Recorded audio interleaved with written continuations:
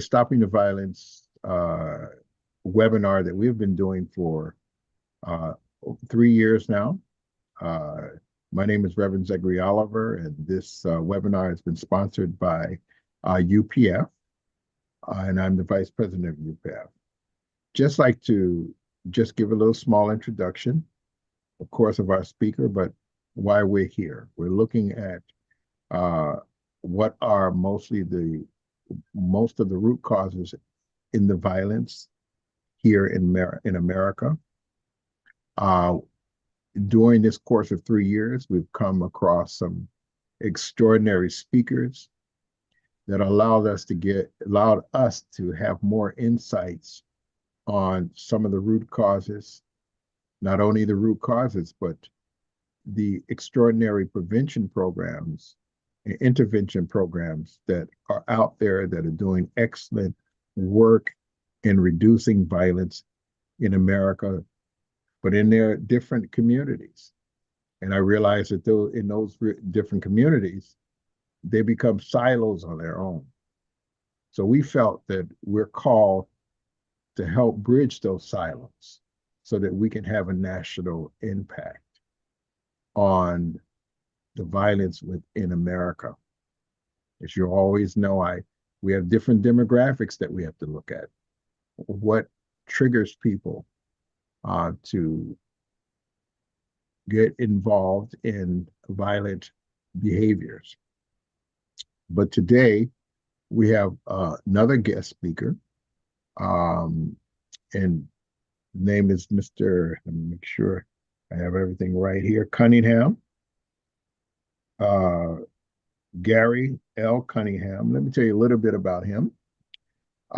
Gary L. Cunningham is a prominent leader in economic and racial justice, renowned for his transformative leadership and commitment to creating equitable opportunities as the senior advisors for the New School Initiative, Institute of Peace, Power, and Political Economy.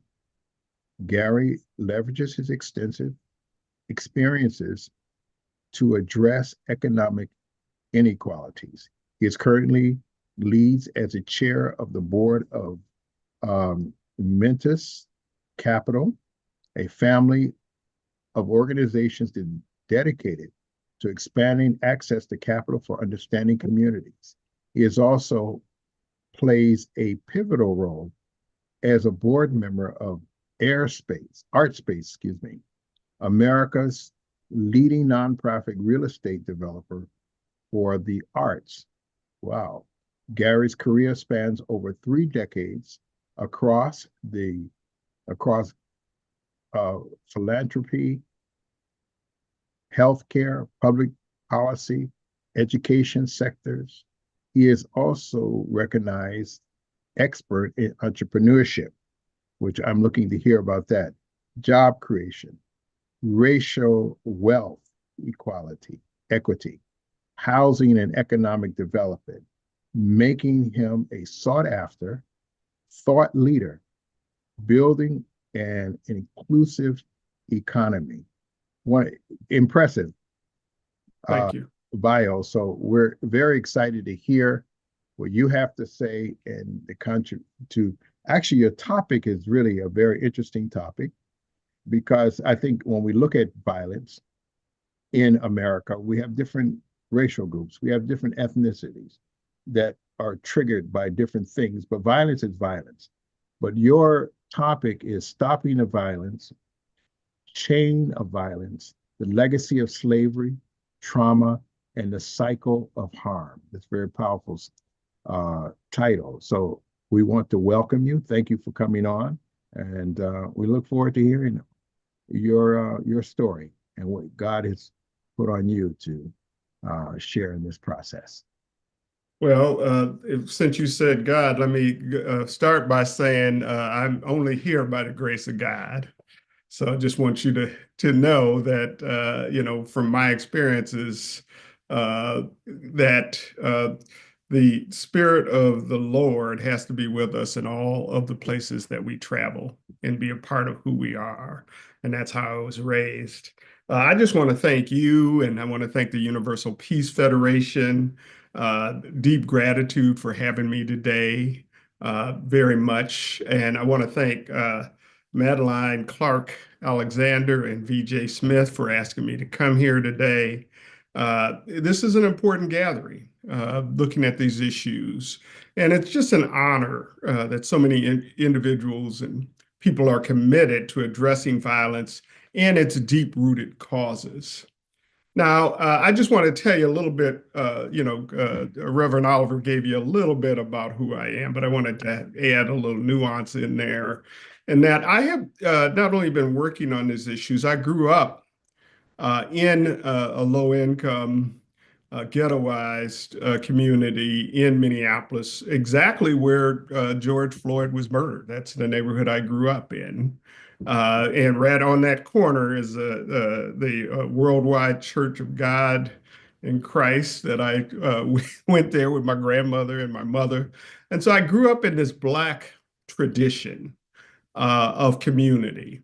And so, Black people have a lot of strengths about us in this country.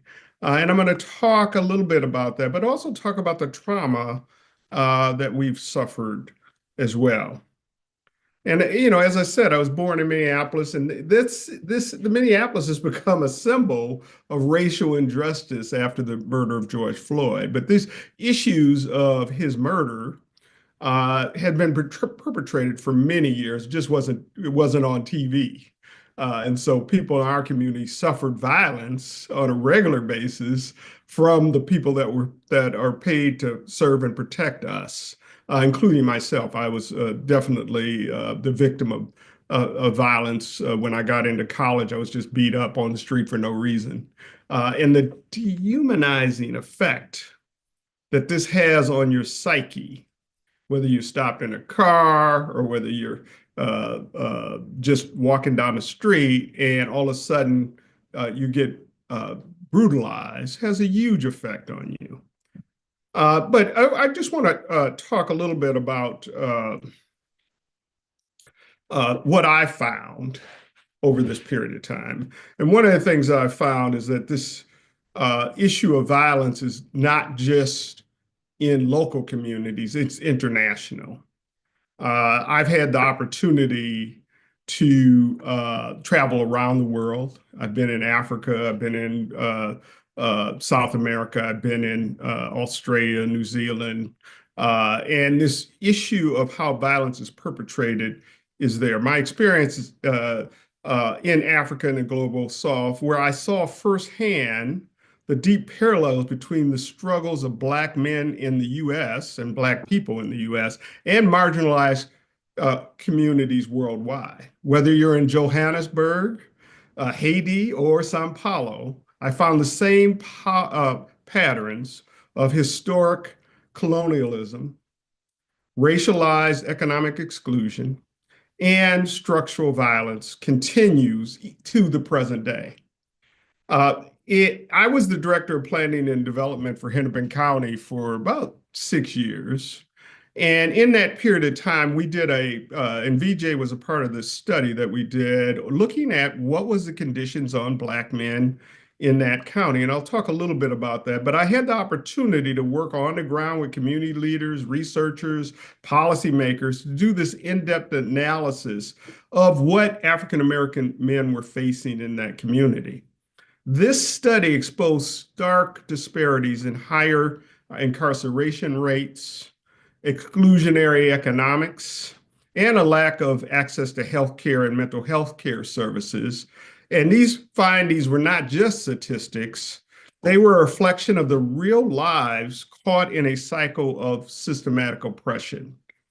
And what we found, one of the interesting statistic is that if you went to jail for any reason, if you were a young man, 18 to 30, your probability of going back to jail in the next year was about 67 to 70%. We found 44% of the Black male population being arrested every year over a 3-year span, unduplicated. And this was more Black people being arrested and put in the criminal justice system than at the height of apartheid in South Africa. Think about that. Now, this is one of the most liberal cities in our country, and Black people are going to jail. But this isn't a story of Minneapolis. This is going on around the country in every one of the cities that we all live in, and in rural areas in the South, et cetera, because we've set up a structure and a system that doesn't work equally well for everyone. And so in order to get at the antecedents, the beginning of this, you have to really look at the institution of slavery. And it wasn't just about labor. It was about social control and a system of violence. Enslaved people were not merely exploited, but subjugated to extreme brutality to maintain a racial hierarchy that persists today. The violence did not disappear with emancipation, it evolved in new forms. Jim Crow, the terror of lynchings, and Ida B. Wells did a lot of work on this issue back in the day. And I went down to the lynching museum and seen just the brutalization of our people, the terror that was caused by Black people in the South at that time. It then expanded into redlining as we moved through the Great Migration. Redlining is the systematic structures of denying access to capital and access to resources to communities of color. And if you look across the country, you either have a north side, a west side, or a south side. All these were segregated communities that redlining, urban disinvestment, and employment discrimination, which stopped economic mobility for Black people. Now, when Black people moved in the 50s and 60s from the South to the North in the United States, we saw an increase in economic opportunity. In fact, people don't realize that 70%, in 1960, 70% of Black people that were of marriageable age were married. 70% of us were married to another person of our race. And we had an intact family structure. I'll get to this later, but this issue of family structure matters within the context of this. We also, then we had a war on drugs, a war on poverty, and I call it a war on us, in part because this issue of mass incarceration and the illicit of the police force to enforce us to stay in our side of the town or not to come in certain towns because of sundown laws, where we couldn't even go into certain towns. Right in the area that I grew up in, most of the suburban communities had sundown laws. So you couldn't, if you were Black, even live in those, or even walk in those communities or be a part of those communities if you were Black. And this was in the North, right? Where it was supposed to be better. So I've kind of hit on some of the key points here, but research shows that trauma does not end with one generation. That it passes down not just through genetics, et cetera, but through social conditions, behaviors, and learned responses to oppression. Take corporal punishment. In many Black families, historically enslaved parents discipline their children. And if you think about it, we as Black people were disciplined by slave owners through violence. And then we then perpetuated that system onto our children. And so this issue of enslaved parents disciplining their children harshly, not out of cruelty, but out of a survival. A defiant child could be killed for disobedience. I remember my mother sitting me down talking about this is how you respond when the police talk to you. or you get confronted by the police. And those lessons, even though they were harsh, they were necessary. Over generations, this kind of discipline became ingrained, and studies show that corporal punishment is linked to higher levels of the cycle of violence within our communities in adulthood. Similarly, exposure to domestic violence, community violence, and over-policing creates a cycle in which trauma begets trauma. But that trauma is not just inherited to Black communities, it is a direct outcome of oppression. So, the question becomes, this structural system that has embedded inequality. If you're a young Black man and you're living right near downtown, but you're living in an isolated community, and you look and you see opportunity, but you can't get at it, you don't know how to get at it, inadequate schools, inadequate job opportunities, et cetera. You don't see a role for you.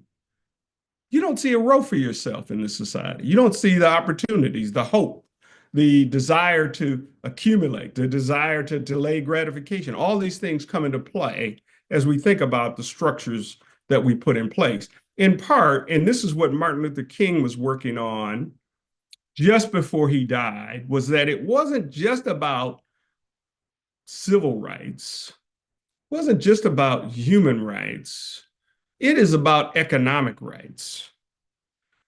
Dr. Derek Hamilton, who is the director of the Institute on Race, Power, and Political Economy, where I am senior advisor, he argues that racism is not just about bias.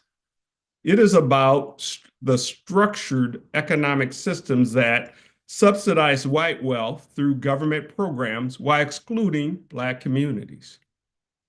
It created the ghettoized, segregated communities that many of us live in, and it turned the criminal justice system into an instrument of economic extraction through fines, fees, and labor exploitation.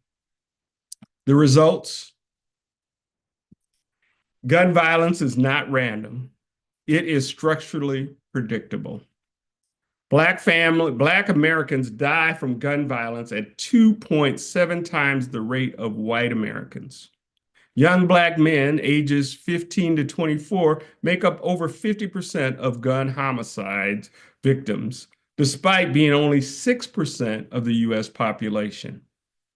Homicides is the leading cause of death for Black males. Now, I did this study in 2002, and that figure was true then, and it's true now, that we have Black men killing each other at disproportionate rates. And we keep trying to do interventions, but the interventions aren't enough to address the issue. It's just like going to the doctor, and I'm going to go to the doctor and get a medication, but I either don't get enough of a dose of the medication, or I don't get the right medication for the illness that I have. That's what we see happening in communities. And that doesn't mean that there are not programs and effective strategies that are going on within communities. But if you don't get at the root cause, which is economic injustice, which is structural stratification by race within our country, we will never get to the promised land. This is where this is why we must move beyond short-term solutions and focus on transforming the structures that produce inequality. Now, I know your organization has an affiliation with the UN. And so one of the things that we work on at the Institute on Race, Power, and Political Economy in relationship with the UN is how do we further the Universal Declaration of Human Rights that was adopted by the UN. And I'll just go through a little bit of that because people don't recognize, they think about rights just as civil and political, but they don't think about it as economic rights. So this is so important. The UN Article 2 of the Declaration, the Universal Declaration, states that economic and social rights are essential for dignity and human development. Article 23, every person has a right to fair employment protection and protection from unemployment so that they have adequate living and working conditions.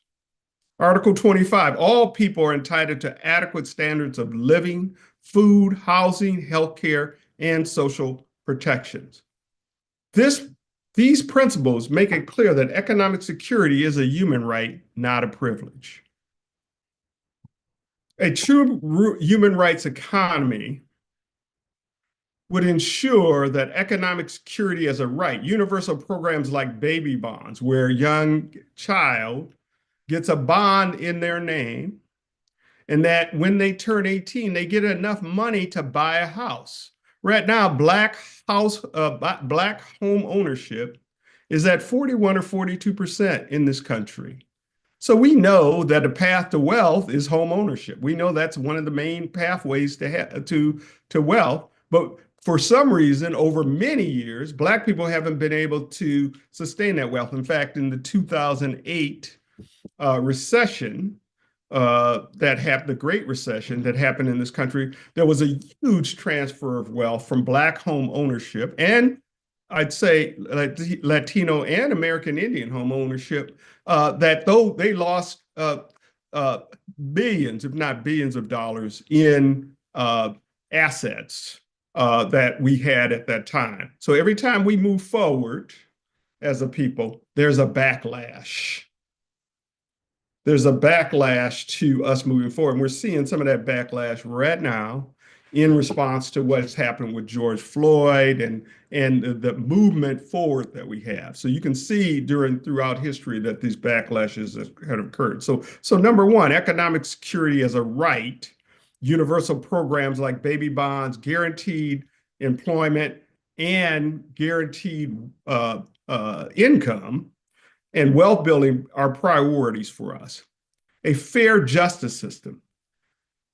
So Jim Crow, as I talked about earlier, was really set up in part to move us back. It was another backlash to a reconstruction and coming out of slavery for Black people. And part of that was many of Black men in particular not only were lynched, but also were put on in penal institutions and were treated as slaves because the 14th Amendment talks about the only form of slavery that's justifiable in the United States is if you were incarcerated.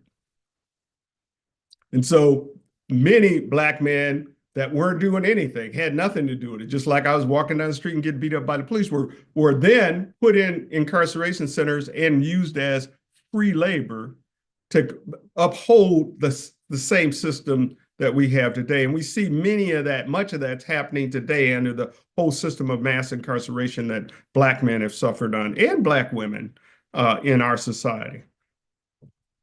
Universal basic needs, healthcare, education, and housing are fundamental rights. They're not privileges. Global solidarity, connecting struggles in the US with movements for decolonization and economic justice worldwide. We cannot dismantle systems of violence by only offering services. We must redesign our economic and justice system so that human dignity is the foundation, not the afterthought. This requires policy shifts at the highest level. Reparations, economic justice programs, and economic change. It also requires a cultural shift, recognizing that violence is a structural issue, not a moral failing. So it's not about individuals being horrible, or my son or your daughter or your kids being bad, or et cetera. It really is a structure that they've been forced to fit into. Now, we've seen some separation by class within the Black community. And so not all Black people have the same circumstances. And many people fought for us to have the right to live where we want to live. But we also found in desegregation, what it was called, or integration, that there was a huge brain drain from the Black community, and many people got left behind, and many people left that community and never returned. So there is a responsibility that we as Black people that have some means to come back and help the people that we left behind. And so often we forget about that and we separate ourselves from that. So I just want to mention that as well. So it's so important that we as a community come together around these issues. Dr. Martin Luther King reminds us that true peace is not merely the absence of tension, it is the presence of justice. If we want to break the cycle of violence, we must commit to justice, not just in words, but in action. This is our movement. This is our moment to redefine justice, security, and dignity for future generations.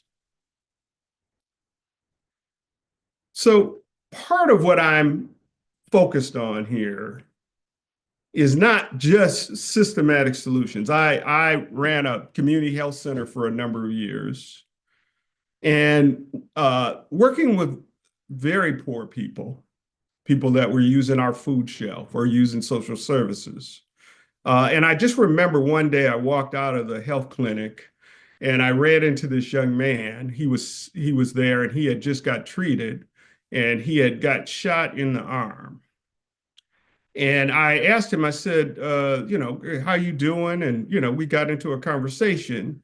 And his whole thing was that he was coming back. He was going right now to get revenge. He was going to get revenge for being shot and that his brother had gotten shot. And so I asked him, I said, is that going to solve the issue for you? And in his mind, and where he was at the time was that it's a eye for an eye. You do something to me, I'll do something to you. That this is a precipitation of the violence that we see in our communities because of the lack of hope that we haven't created within our communities because of the structures of economic inequalities that we've created in America. Don't let anybody tell you that there's something wrong with you. Don't let anybody tell you that that what's happening in our communities, there's something wrong with us. Or as it recently become historic, is they not like us. The situation in our communities is about this issue of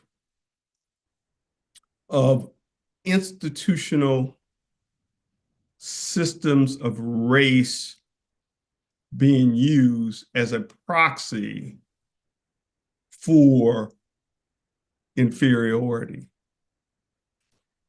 Now, I just want to say to you a couple of things. There was a professor and a psychologist and a revolutionary named Frantz Fanon. And he studied Africans in Martinique, which is a colony of France, which was a colony of France. And he came back with the fact that what he found among young men is that they would, for any kind of slight with each other, they would get into a fight, could bring out their knives or guns and they'd shoot at each other. And if you think about it, that's the same kind of dynamic that's happening. This tat for tat that I talked about just a moment ago. And part of the reason his analysis showed that part of the reason for that is that young men feel powerless. They feel like they don't have any efficacy or any ability to dictate their own outcomes for themselves. And part of that is that they're in these structures that basically say, yeah, you can watch on TV the astronauts fly to the moon, but you probably will never get there. You can watch folks in the business community run major businesses, but today in America, Africa, a majority of Black businesses are less than $1 million in revenue. And Black people are employing Black people at a greater rate than anyone else. So and what we've seen just recently with the cutbacks on DEI, et cetera, is now what we're seeing with programs that were set up 60 years ago to address, to try to mitigate some of the effects of the racial system that we operate in being dismantled. And what that means is, and people don't realize this, what that means is things will get worse for our community because these are billions of dollars that actually have gone into contracts with Black-owned firms that we will no longer have under the current situation. And so, the situation is dire. The dynamics are complex. It's not just one thing, it's multiple things that are operating at the same time.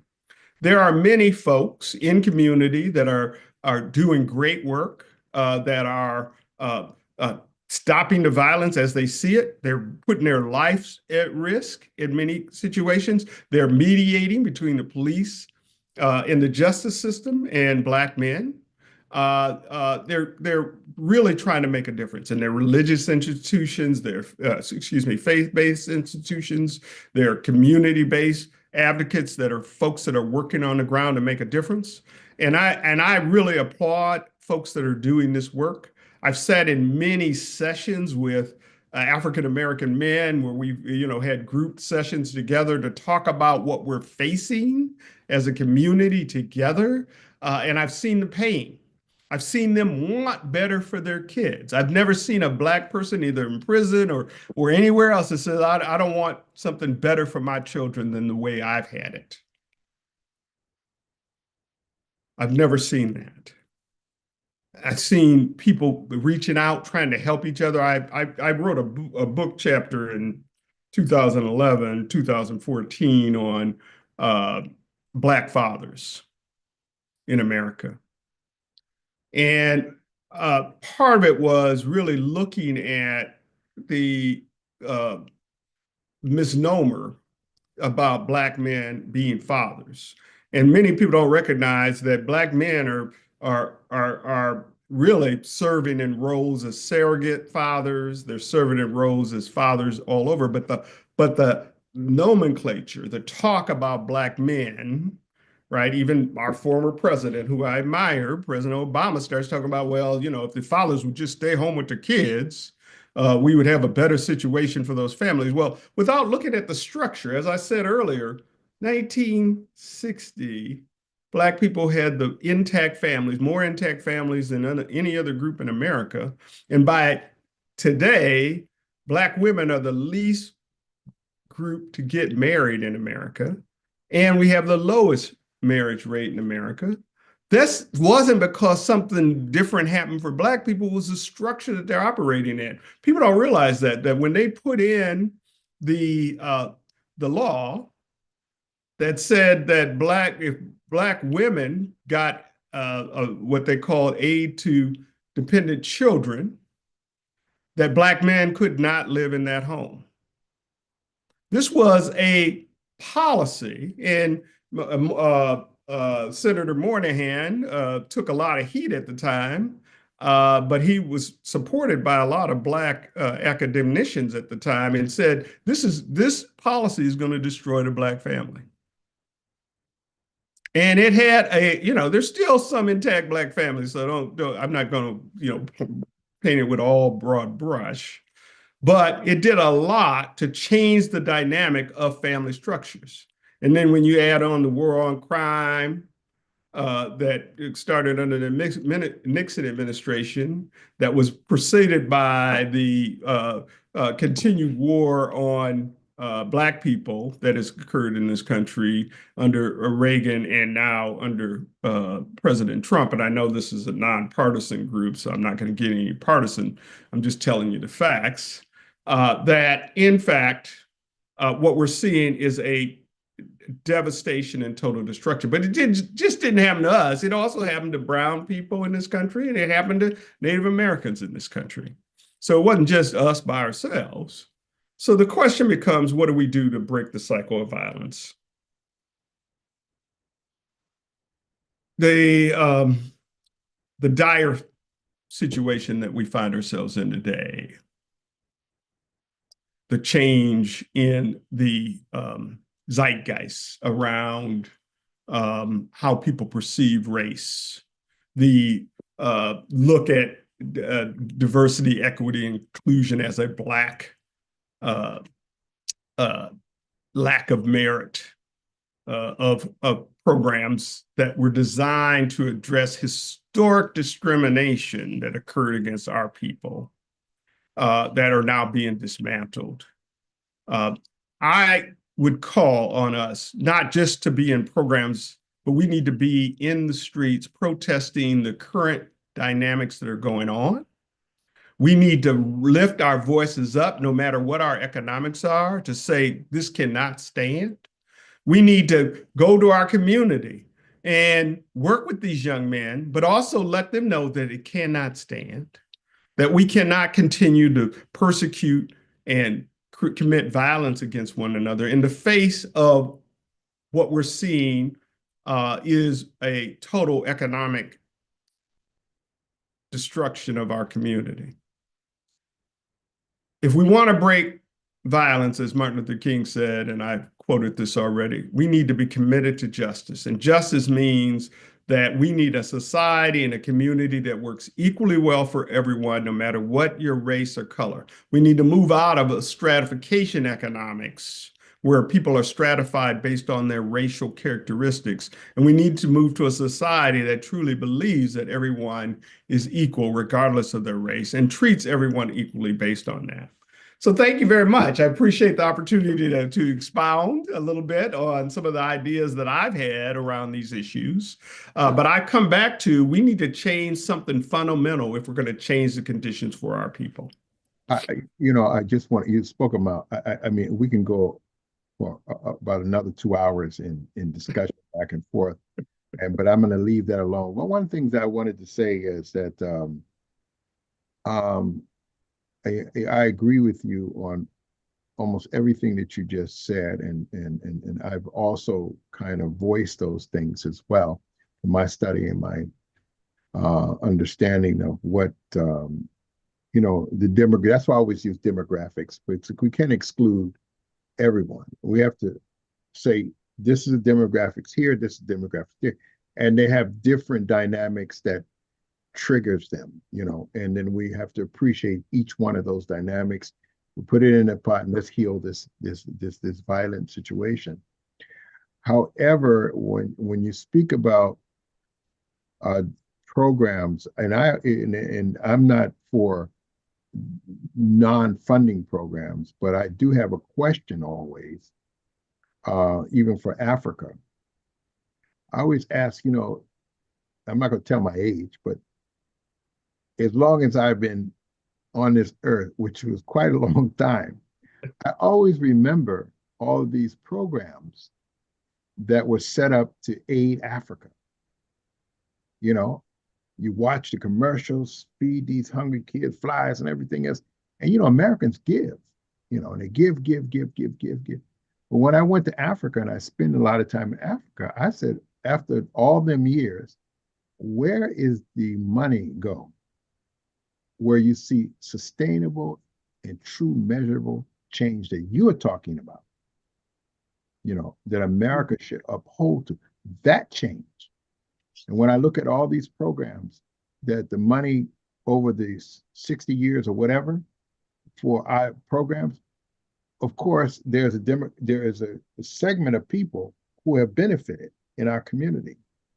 But we're not looking at them. We want to look at the masses of geniuses in there that didn't have those opportunities because of where did that money go? You said, did we spend that money on true change? Well, the great words that you just said, what you said was powerful. That's the problem. We have not really looked at and appreciate the demographics of different people, and where does true social justice come into in the piece, right? Mm-hmm. Where's the true change? That's what I'm talking about.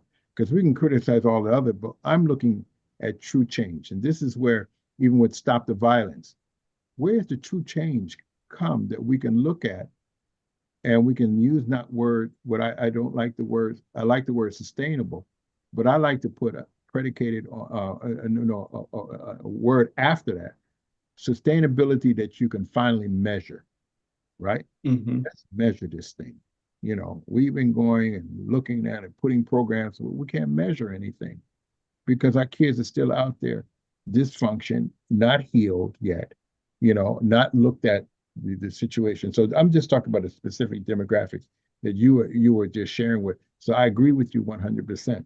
And one other point I want to bring to the table is yes, you had the Jim Crow, you had that Reconstruction period. Reconstruction period, America, let's start all over. Let's really look at our constitutional, our principles, and let's start all over. That was let's reconstruct the whole dynamics of everything, and you know what happened after that. And I believe the '60s was another Reconstruction period that we didn't fulfill that either, you know. And so how do we, my question is, how do we begin to really look at it as you have just eloquently described it, you know, where we can see the true change in America that doesn't look at just race, but look at we as God's children, human beings that deserve every angle of growth and development that is not excluded Hmm. because of their race, you know. So I just wanted to bring that. And you said a mouthful, and I'm going to shut up, and I'm going to allow you guys others to come on. And I know there's people are itching in their pants to say a couple of things. I already see VJ. He's reared up already. So anyway, I just wanted to bring that to your attention. Okay, so thank you very much, Mr. Cunningham. Thank you for that friendship that we've had for many, many years. I wanted to say something that I noticed based upon the work that we did. The fathering movement, the African American Men Project that you spearheaded, and the model that we brought was a national model that I felt that should have been used all over the country. Instead, what happened was the reverse. We seen that people were complaining that people weren't going to jail. We seen that people were complaining because the justice system didn't have enough of us in there. We seen the complaints that fathers were going home to their families and not going to the penitentiary. Why was it that that model didn't get created nationally all over the country? Because what it did for Minnesota was what the officers complained to me about. Bruh, you saving too many brothers in the hood now. I got to arrest some of these brothers. So could you explain why that model wasn't put out nationally? Yeah, and thank you, VJ. It's good to see you, man. Um, uh, so I just remember we did the Day of Restitution, two of them, and on both of those days, we got the justice system in Hennepin County, the judges, to hold court in community and to get rid, what we found when we were doing the research was that many of these black men were going to jail in the first place for really minor crimes, spitting on a sidewalk or traffic tickets or what have you.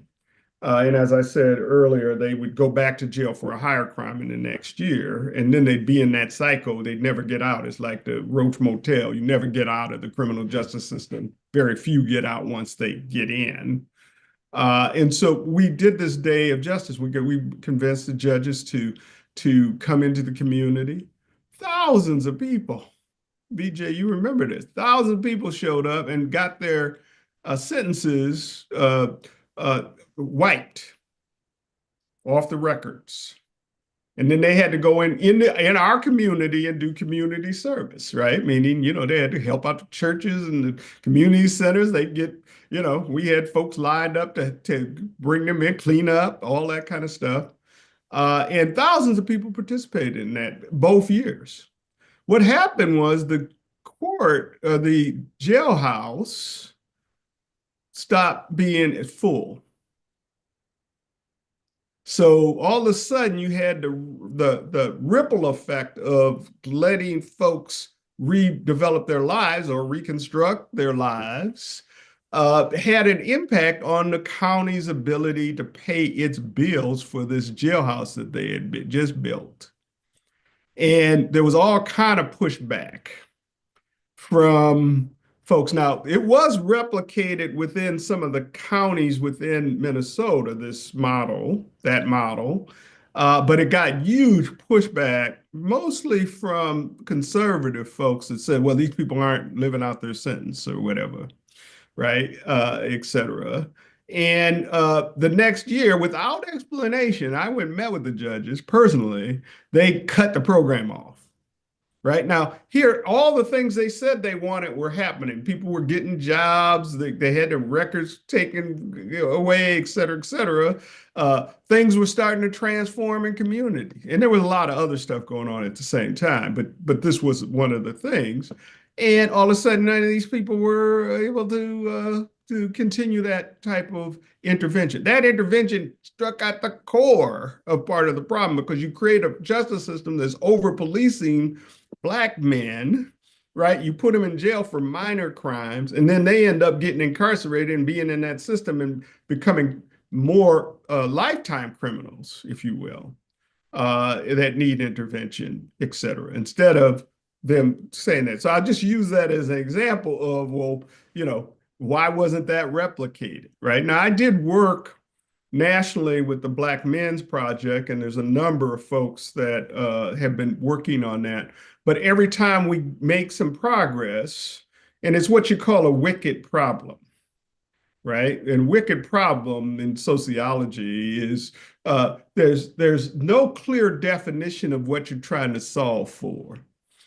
Right. So everybody has a different perspective on what do you need to do to solve. Some people say, well, it's the individual, that Black man made the decision. Now, I'm not trying to say individual decisions by a Black man don't matter. They do.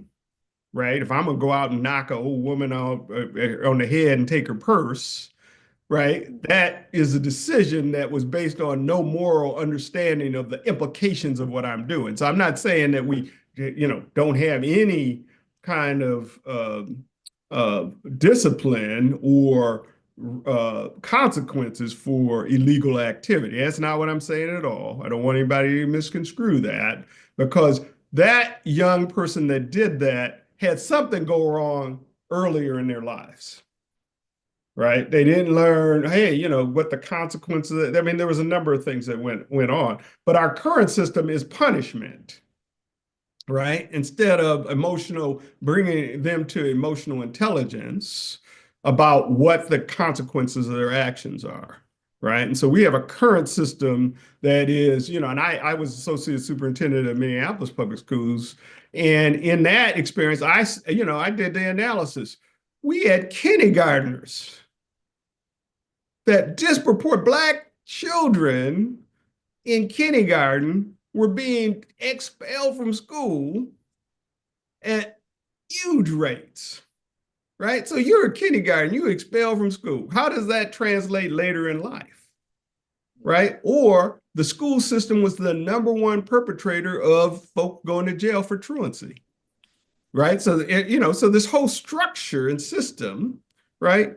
And in many cases, because of what they call institutional enrichment, right? People are benefiting from the current system that we have that's called institutional enrichment, right? So I've seen folks, when I did a regression analysis of the good schools and the schools that kids were graduating from versus the schools that kids weren't, what I found was that the Black schools in the Twin Cities, kids weren't graduating. Well, why was that? Well, they had the least experienced teachers.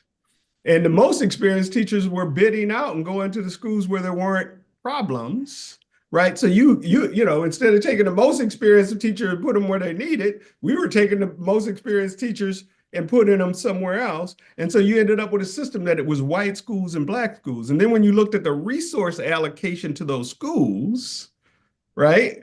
Those schools in the area that were wealthy were getting most of the resources. And the area, and this was happening all over. When I ran a mental health center, same thing was going on, right?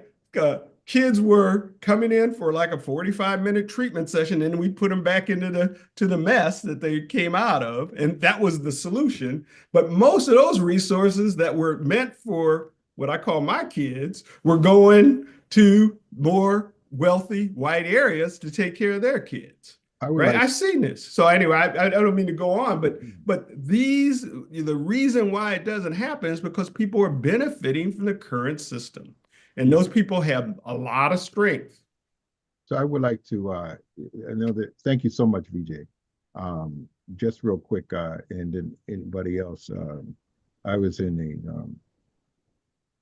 a assessment situation with some psychologists, and there were two boys. One was Tyrone and one was Johnny. And Tyrone was the African American boy, and the Tyrone was the young white boy. And they were assessing both of their behaviors and reactions to something, and it was almost mirrored why they were reacting and so aggressive. So when they came out and they looked at Johnny and they looked at Tyrone, Johnny was just expressing himself, but Tyrone was hostile. But the same emotional situation. And I believe sometimes we're not looking at, as you said, let's delve into what causes Tyrone to be like that. What is his root cause? So we can appreciate and find the healing process for him. Because as you had said, from the program that you had, it was bringing excellent results in the rehabilitation of these young Black men.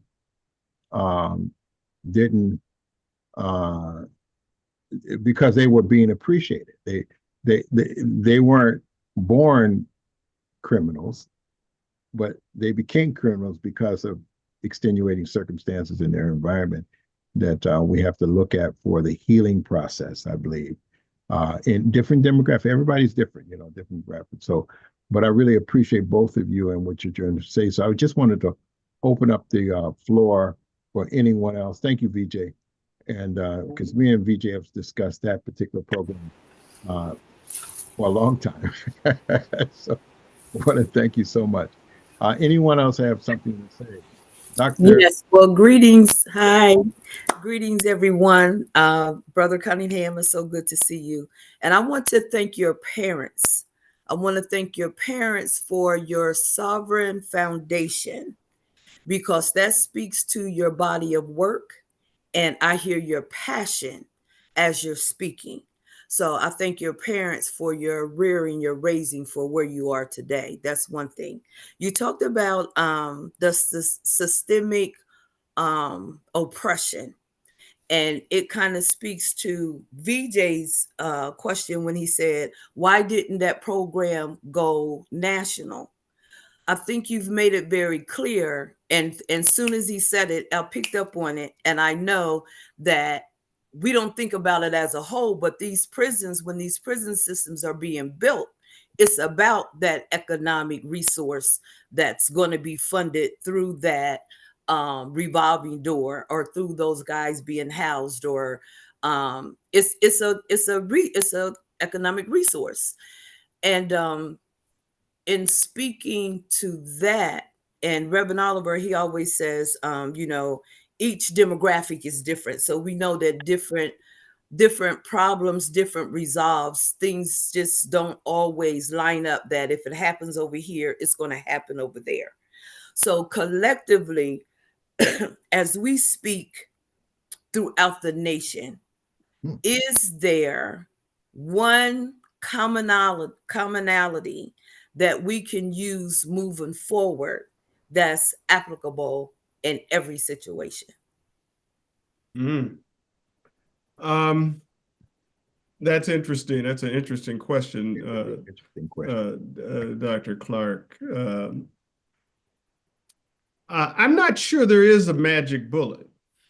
I don't know if there's one thing. I think I tried to outline that if we create a system that works equally well for everyone, then, or if in fact Billy or Johnny or whatever the child's name is, sees hope in their future, right? If I don't see any hope and I see my brothers and sisters all went to jail or, my daddy's in jail and, et cetera, then, it becomes very difficult to paint that picture of hope. That's why I'm purporting of baby bonds for every child in America. Because our data shows that if we gave a child somewhere between $30,000 and $40,000 to invest in themselves when they turn 18, that would create a hope for them Yes. to say, hey, I'm not going to mess up because I know I got this sitting out here waiting for me, right? And we've shown that we're able to reduce the $17 billion gap of wealth for Blacks versus white America. We'd be able to reduce that by 60 to 70% with a program like that, right? And I think, the reason people commit crime isn't because they're crazy, or they're committing crime because they see this as a way they can get the things that they want to have, right? I mean, it's not like there's, we've got this thing that somebody's pathological or something. Really, they're operating as if anybody would in a situation of scarcity, right? When you put anyone in a situation of scarcity, they're going to respond accordingly. And this is the result you're going to get. If you're in a situation of abundance, you operate differently. That's right. That's right. And so we need to create situations of abundance through, guaranteed. Why wouldn't we have guaranteed income? Yeah. Right? No matter who you are in America, you should be able to have a job at a certain level, and you should be able to have a house. And Yes. These things should be rights, not, you're going to get them, helter skelter, right? And then you see some people get it and some people don't. And it was because you didn't try hard enough, right? That rugged individualist framework is a framework that hasn't worked for us. Right? It might work for somebody else, but it doesn't work for us as a people. So I'll stop there because we got limited time. 1,000%. Thank you so much. I appreciate you. Appreciate you too, Dr. Madeline. And I wanted to bring this, Dr. Madeline, too. As you were saying, asking that question, would a program, I like this what'd you call it? The baby bonds. Baby bond program. I like it.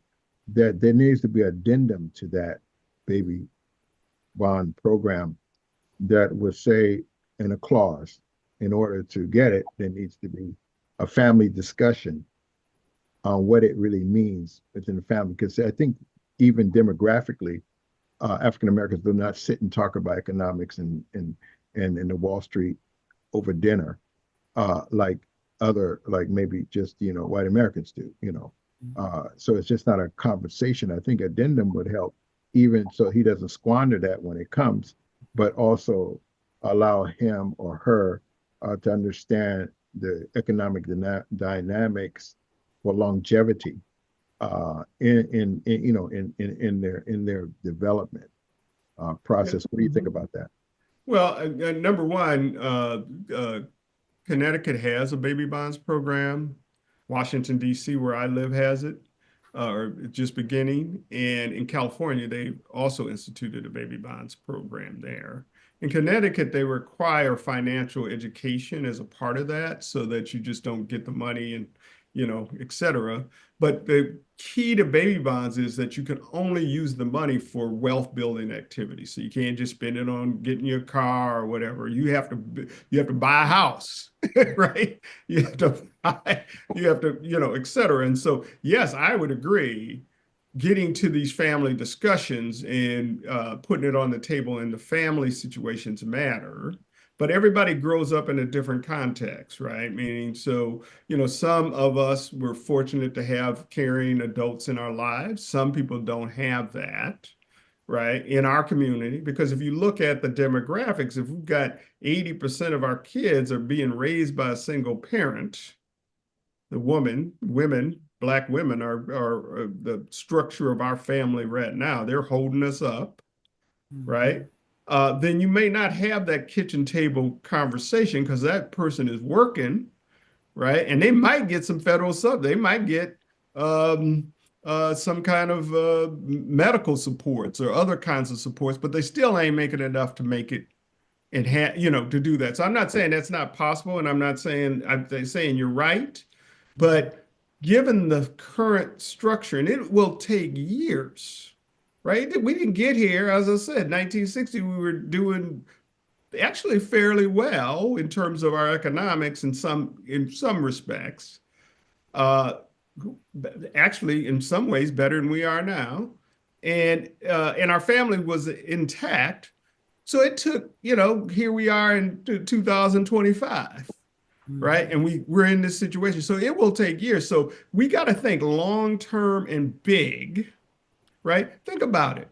When they did the Homestead Act, they gave millions of acres of land to white settlers in this country, right? When they, you can think of different times when they invested in all the universities and college then to provide free technical support to those farmers, millions of dollars in subsidies, right? We're not thinking big enough, right? We're in our little space, and that's good, but we got to think bigger as a people. When they did the GI Bill, which created the most productive country in the world, came out of the investments out of the New Deal that we were left out of, right? We were left out of the federal home loan insurance program that most Americans bought their homes for. Our communities were devastated by freeways going through them, disrupting our community. I mean, we've had all kind of stuff happen to us that are big things, trillion-dollar things, yes, right? We got to think at that level, Reverend. That's what I tell you. We got to think big if we're going to change the conditions for our people. I have a motto, and I want to get to James Parker because we have other people's hands up. I wanted to, we have to come out of the realm and the thinking of opportunities and to the realm of thinking of the possibility. So I agree. Everything I'm saying is possible. Baby bonds are possible. Possible. That's what I'm saying. Possibilities. And I relate tremendously to the baby bond because my brother was in the Air Force when I was a young girl, and he would send me bonds. So when I graduated from high school, I had a nice little egg nest, but I also had to do something with it. I couldn't just go and buy clothes or right, exactly. You know what I mean? I had to invest it and do some different things, but it was nice. So I totally relate to that. And I had forgotten about that until you mentioned it, because it's not something that's talked about now. Right. I mean, we're the group that's least participating in the stock market. Yeah. In this country is Black folks, right? Parker. So anyway, I'm sorry. Go ahead, Mr. Parker. Look, we can go for hours. I understand, but you will be back on. Yeah, you will be back on. Parker. Let Mr. Parker jump in here. The table. Yeah, my question would be: are we going to do this as Black people, or are we going to do this as children of God? We can't do it as both. We have to pick what we're going to do. The answer I don't know why you can't do both. I don't know. No, you can't do both. You can't do both. The reason why you can't do both is because God is the one who created white and Black. God is the one who created male and female. So you can't do both. You must do only one side. Who's in control of everything? God is. You do it as a people under God's principles. We know that he's in control, and we're all open to receive what he has. So as he gives us, as his people, as his children, the strategic plan, we apply his principles. We know that God operates in the spirit, and what he has for us, the task is for us to go in and implement what he has for us.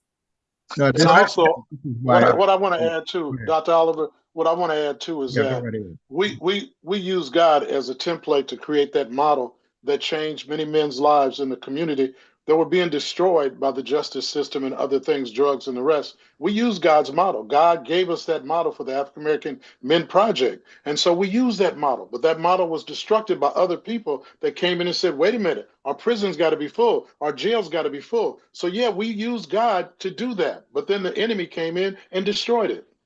See, and that's my whole point right there. The enemy. The enemy's not bigger than God. And that's where our problem lies at. God gave me instruments to do and things to do. Clean up the neighborhood, cleaned up the neighborhood. Put on community events, put on community events. And we haven't had a shooting since 2015. So, you know, I'm trying to tell you, if we're going to do it with a plan, it got to be from the plan of God to change this, because we're living in the most impressionable time.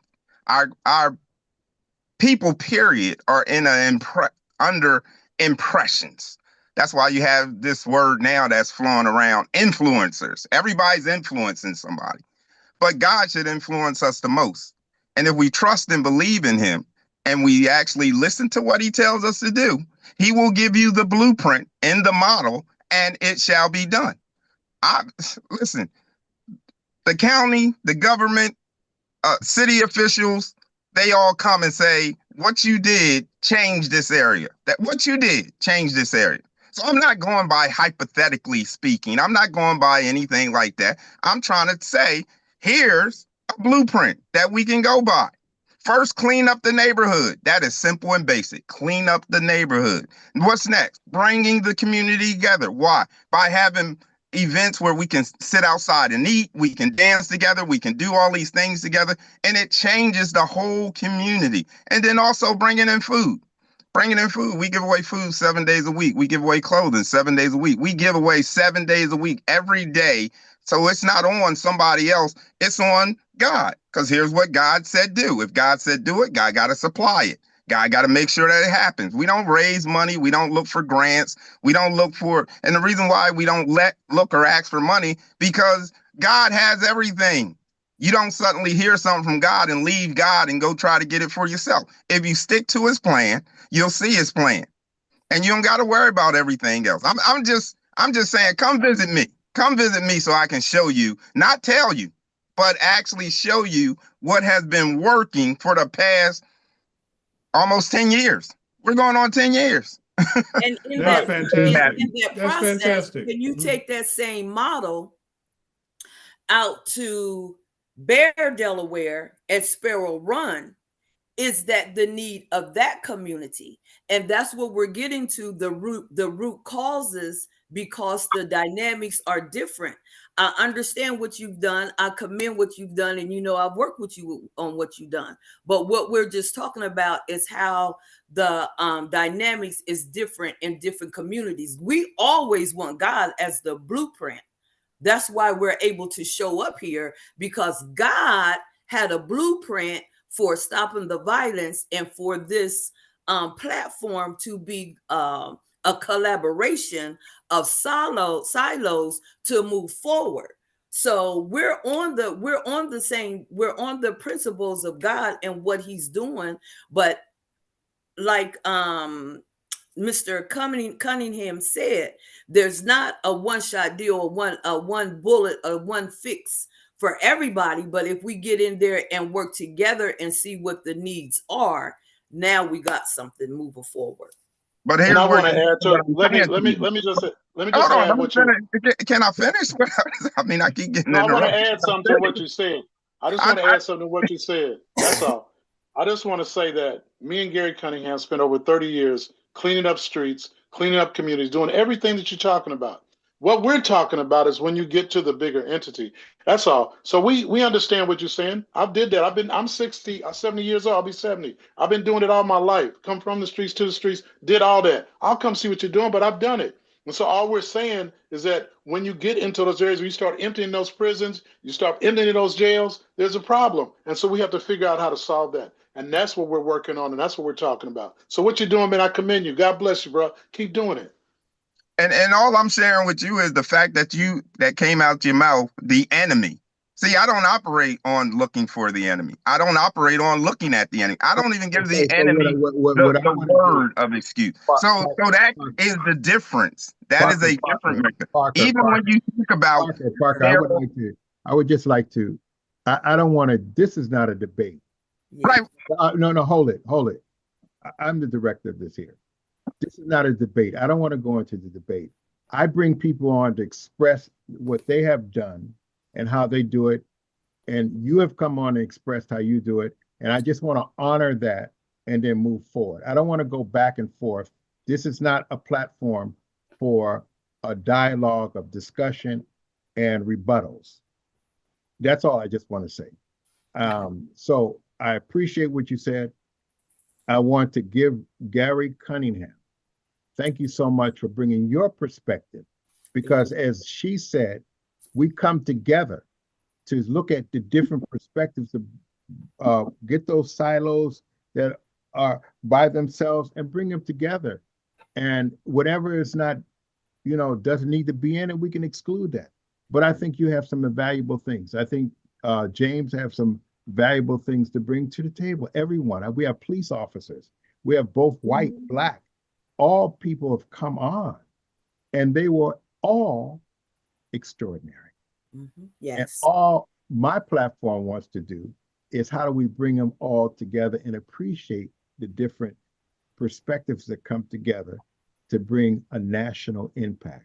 So, Mr. Cunningham, could you please say your last words as we come? Sure, and I'll say it this way. And I started off this thanking God for having me to be here, and I'm so grateful. I live by grace of God, and that's why I'm here. And it took me many years to realize that, but I've come to that conclusion after many other avenues that I've walked. And, God created Moses. And Moses went through many trials and tribulations. And the Jewish people at that time went through many trials and tribulations. And it took the work of individuals to make a difference for their community. So, James, I want to say I'm with you. I get that. But I'm also saying that God is working through all of us in different ways, and that slavery of Jewish people or slavery of Black people or the continued oppression of our people isn't just, there is a fight, there's a deep fight between good and evil in this country, in this world. And that fight isn't something that all of a sudden got set up. This is a continuous fight that we're going to have to keep fighting on. And I just look at, without Martin Luther King and the civil rights movement, none of us, well, hardly any of us would be doing the things we do today in this country. And so there is a room for both and. There's a room for somebody standing up to injustice. As Martin Luther King said, injustice anywhere is a threat to justice everywhere. And so this question of, yes, it's important to work at that level, but it's also important for us to actually think about how we can move the agenda for our people that is way beyond where we're at today. That I see a future for our community where every Black man, woman, and child can actually get up in the morning and see a future for themselves that isn't one that they're looking in the mirror of a cycle, a trauma that traces back all the way back to slavery for us. That's the kind of future that I want to see. And that's going to take real investment. And that's going to take more than 10 years. It's going to take probably 50 years for that to take place. And so we need to be steadfast. We can't fight amongst ourselves in this. We got to say, hey, what James is doing is great. What VJ is doing is great. What Dr. Alexander is doing is great. And how can I add to that, not take away from it? And so what I want to say is social cohesion. I'll end here. Social cohesion in our community matters. There was a guy, I think you guys might have seen the movie A Beautiful Mind. Yes. It was a movie some years ago. It was about a scientist, John Nash, economist, that created, and he got a Nobel Prize. And the reason he got a Nobel Prize is he came up with what they call game theory. And game theory basically says that he came up with what they call the Nash equilibrium. And, you know, one side of the equation has to equal the other side, right? Everybody understand that? Mm-hmm. Right? Yes. And so what he came up with was this equilibrium that says that if the group in power doesn't see it in their self-interest to change the condition for your community, then your community will stay out of power and you will be less well off. The other side of that equation says if the group that's out of power can develop enough social cohesion amongst themselves that they can negotiate with the powers that be, they can transform the game. Now, his equilibrium has been used in the missile talks, the atomic missile talks have been used all over the world in all kinds of different forms.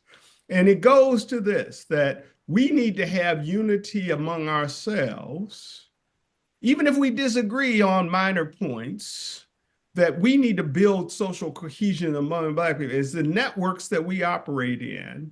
And if we fighting amongst ourselves, that's all that's doing is keeping us back, keeping us back. And so what I want to say is, it is through our agreement that we're going to agree on 5 things together. And we're going to work on those 5. That's all we need is 5 things. So I say, so I'll stop there, Reverend. And I just want to thank you. I want to thank Madeline Clark Alexander, Dr. Alexander. I want to thank VJ and you for having me here today. Thank you so much. Great. Thank you. And everybody's great. And that's what I'm saying.